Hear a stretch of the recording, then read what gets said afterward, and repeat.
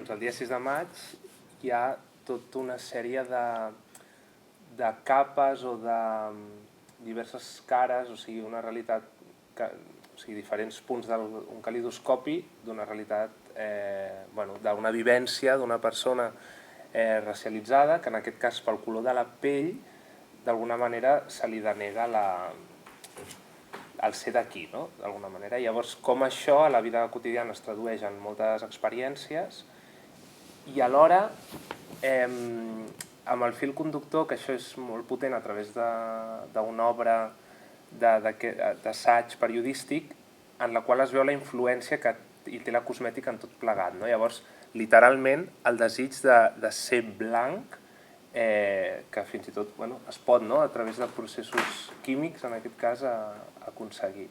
Quina cosa hem fet malament o quin missatge estem interioritzant que valgui la pena haver de fer això en primer lloc, no?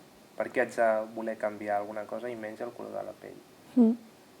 És un material molt potent per treballar i molt delicat, però alhora la intenció sempre ha estat posar-ho al servei de totes les històries d'altres persones que poden sentir-se identificades amb aquestes vivències de persones no blanques, en general, a la societat catalana en aquest cas, perquè és la que tenim més a la vora, i com la publicitat, les pel·lícules i tota mena de referents que tenim segueixen apuntant i segueixen construint un imaginari col·lectiu racista.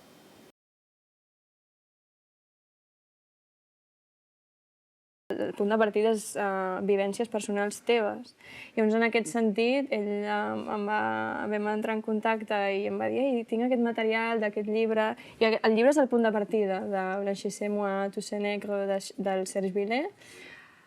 Però després tu i jo hem fet un procés com de converses previ a la creació de la peça que jo crec que han estat fonamentals per al desenvolupament del material, no?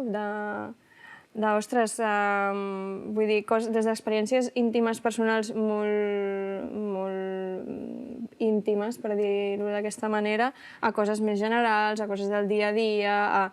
Llavors, en aquest sentit, com el fet d'entendre al màxim i escoltar al màxim el Ricard, el que tu m'explicaves, per poder, a partir d'aquí, començar a treballar sense treballar des del clitxé, sense treballar des d'experiències que no són les nostres, i al mateix temps treballar des dels referents que tenim de nens que hem crescut i nenes a Catalunya, per dir alguna cosa, a finals dels 90, principis dels 2000, i quins són els referents una mica pop de tot plegat. Vull dir, com què es relaciona potser la cultura catalana o el que hem viscut nosaltres com a la nostra infància, quins són aquests referents i com es relacionen amb aquests ideals de bellesa, d'estètica que s'imposen, no? Llavors, en aquest sentit, per exemple, la visita que vam fer un dia com agafats del bracet al supermercat, en període prenadalenc, de secció de xocolates o en general supermercat, amb ulleres de què hi ha en aquest supermercat que grinyola, per dir alguna cosa. Llavors vam comprar tot allò que pensàvem que podia ser dissonant o dubtós i és una de les escenes que tenim en aquesta peça, fruit d'aquesta visita curiosa. Un mico que treu la llengua mentre veu aquesta barreta de cereals i una base de llet. Coco és el nom de la mascota.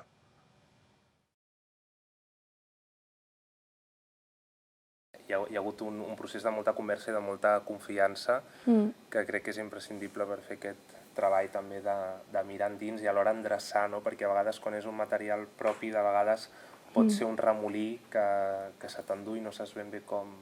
I evidentment la visió que pots tenir des de fora, perquè des de dins sempre no acabes de saber ben bé què generes.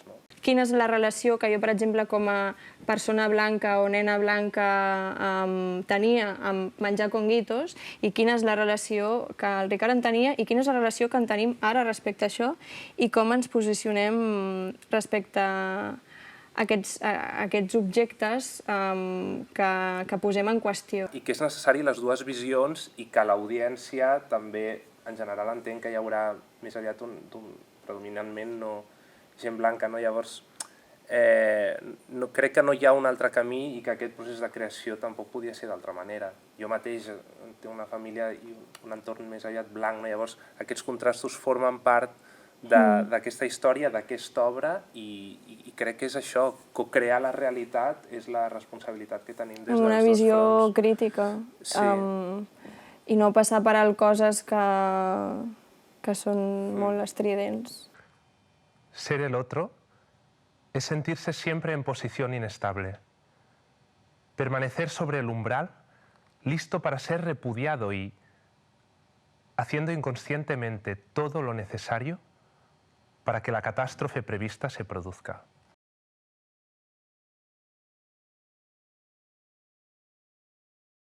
A poc és com que les diverses lluites socials van potser... es va destil·lant, va arribant més, i és veritat que estem en un moment històric amb coses molt recents com ara Black Lives Matter, per exemple, que va ser una cosa molt escandalosa, però sí que com a mínim posa sobre la taula una cosa que sempre hi ha sigut, és a dir, que realment ara potser hi ha més espai i també alhora això s'acaba traduint en més consciència, perquè jo mateix fins no fa tant no acabes de ser, és això que dèiem abans, són violències naturalitzades, les passes per alts, respons a preguntes sense saber ben bé i agafes perspectiva, i crec que a nivell social sí que estem en un moment molt polaritzat, o sigui que de sobte veiem molts extrems, però sí que hi ha com a mínim una ampliació de la consciència d'aquestes lluites i a més sobretot amb aquesta cosa que són tan quotidianes i que ja no val l'excusa de només hi ha racisme als Estats Units o aquí estem bé, no? Cuidao, vull dir que... També una mica amb la idea de combatre des de sala d'assaig, i també no des de discursos generals, sinó des de... el personal és polític, sí, i com fer que posar paraules a lo personal de vegades és molt difícil. Dir, vale, això que em passa és això. O posar en qüestió masculinitats i masculinitats negres, posar en qüestió quina és la relació com a blancs que tenim amb persones racialitzades, posar en qüestió i posar paraules, posar lupa, posar focus i fer-ne ficció o fer-ne escenes o fer-ne dansa o fer-ne una celebració, una condemna figurada a nivell artístic, no? Però com si li poses paraules existeix, no? I si ho pots dibuixar existeix i si ho pots passar pel cos també, no? I llavors com no deixar que s'esvaeixin. Ara que dius això del cos, justament, és una peça en què el cos té un paper central, perquè tota aquesta hostilitat ambiental i totes aquestes vivències acaba quedant impresa en el cos d'una manera, no? O sigui, perquè tot es redueix, en definitiva, a ocupar espais i com això ho absorbeix el teu cos.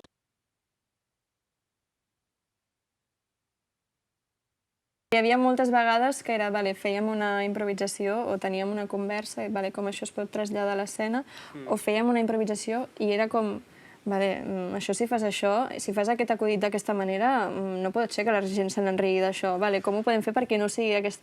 I era com més trencant-se el cap de nivell de discurs estètic i ètic que no pas assajar una vegada i l'altra, no? Clar, és un material que a vegades sí que pot posar una incomoditat en el públic, una certa incomoditat per això, perquè fa riure, però alhora, en veritat, ja no fa gràcia, perquè és el moment en què... I per això és guai que hi sigui la persona, no? Perquè en els acudits la víctima no hi és. Llavors, o sigui, d'alguna manera, aquesta balança entre vergonya i orgull ajuda molt a trobar un equilibri també a l'hora de fer el discurs, perquè és veritat, aquest tant de fos blanc és aquest primer desig, però finalment sí que hi ha una afirmació i una celebració de la identitat que evidentment es pot aplicar a moltes altres opressions i que sí, realment això dona força. En aquest cas ens trobem davant d'un blackface de bona qualitat, amb aquests llavis vermells i molt gruixuts, i una posició molt divertida, que ens recorda que originalment tenia una llança en el logo original i que d'alguna manera hi tenim molt carinyo, no només perquè sigui una empresa espanyola, la Casa, sinó perquè, a més, té reminiscències del Negre de Banyoles, no? Aquesta persona humana dissecada que fins no fa gaire estava al Museu de Ciències Naturals d'Arder.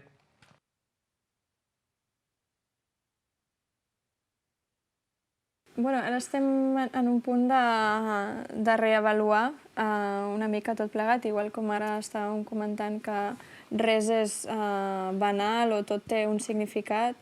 Una de les feines que fem molt és, això com s'entén. Vull dir, per exemple, controlar el riure del públic, aquest riure, com es relaciona amb tu o d'on ve, vull dir, com saber molt els significats que estem emetent, no? Vull dir, com això és com... Intentem ser molt conscients del que no se'ns passi res per alt, que és com molt difícil, segurament, no? Però ser com molt conscients. Llavors, en aquest sentit, com reavaluant coses, sobretot també a nivell d'estructura de la peça, afegint alguna escena nova, treballar amb alguns altres elements que igual s'escapen de la negritud i es relacionen més amb el tema de queer o altres perspectives o noves masculinitats o masculinitats que no són la normativa, no? I com es relaciona això també tot plegat, vull dir que no és una cosa estanc mai, no? Llavors la peça tampoc ho és. No, sí, va evolucionant. Això és perquè realment vam fer una primera residència al Graner en el marc de la trobada internacional Africa Moment 2020, en la qual vam realment construir les bases. Llavors ara també amb una mica de distància temporal tenim prou perspectiva com per això reavaluar, veure realment on estem i tot plegat si funciona de la mateixa manera o podem afegir alguna cosa. Bueno, xup-xup, no?